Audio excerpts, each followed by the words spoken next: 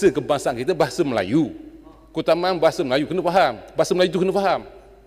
Keutamaan kita bahasa Melayu. Kita bukan menepikan bahasa lain. Jadi kalau nak orang Cina nak guna bahasa Mandarin, orang India nak guna bahasa Tamil, orang Melayu bahasa Melayu, apa bentuk perpaduan yang kita nak? Saya nampak macam Hulu Terengganu tersangkut tadi. Apa nak cakap Hulu Terengganu?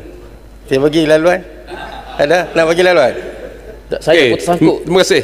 Benda baru. Saya bukan jutun tadi. Nampak ia mengutamakan bahasa Tamil. Saya bukan membangkang. Tapi kita ada bahasa Melayu, bahasa kebangsaan. Jadi itu keutamaan. Jadi kalau semua nak bahasa Tamil, bahasa Mandarin dan sebagainya, apa bentuk negara kita yang akan wujud untuk masa akan datang? Terima kasih Ketua. Okey, terima kasih Hulu Terengganu. Masukkan juga dalam saya punya tag. Baik, terima kasih Yang Dipertua. Peraturan Dewan Timbalan Speaker tentang apa yang dibangkitkan oleh Hulu Terengganu mengenai bahasa Tamil dan bahasa Cina. Saya ingin merujuk kepada Peraturan Dewan 36 9C. Perkataan-perkataan yang harus menaikkan perasaan bersakit-sakit hati atau bermusuh-musuhan di antara kaum dengan satu kaum. Timbalan Speaker telah dengar. Saya telah mengucapkan tadi bahasa Malaysia, bahasa Cina, bahasa Tamil. Apa salahnya? Kenapa Hulu Terengganu bantah sangat kepada penggunaan bahasa Tamil dan Cina? Apa salahnya? Adakah itu pendirian Hulu Terengganu dan Bersatu dan PAS, Perikatan Nasional, membantah kepada bahasa Cina dan bahasa Tamil? Terima kasih. Terima kasih.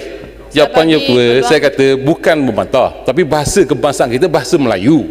Keutamaan bahasa Melayu kena faham. Bahasa Melayu tu kena faham. Keutamaan kita bahasa Melayu. Kita bukan menepikan bahasa lain. Jadi kalau nak orang Cina nak guna bahasa Mandarin, orang India nak guna bahasa Tamil, orang Melayu bahasa Melayu, apa bentuk perpaduan yang kita nak wujud? Itu maksud saya. Tak menyakitkan hati. Itu pandangan. Terima kasih Ketua. Yang Ketua pun setuju dengan saya. Tadi Ketua. Saya rasa kena reset balik. Timbalan Speaker, saya guna balik peraturan. Timbalan Speaker. Timbalan Speaker. Yang Berhormat. Saya tak faham lah macam ni. Timbalan Speaker. Yang Berhormat Jelutong, itu pandangan Yang Berhormat Hulu Terengganu. Pandangan, tapi tidak Dan boleh. tadi Yang Timbalan Berhormat- Speaker. Yang Berhormat Jelutong dengar dahulu.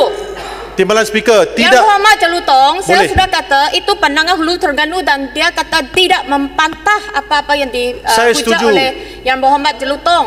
Saya sudah buat petua, saya mau Yang Berhormat Kulim Bandar Baru teruskan ucapan. Tetapi tidak boleh jadikan lawak jenaka, Timbalan Speaker. What is so funny about using Tamil and Chinese? Yang Ketua. Apa yang begitu Saya lawak jenaka minta sangat? Yang Ketua invoke 37(2). Kenapa tak boleh gunakan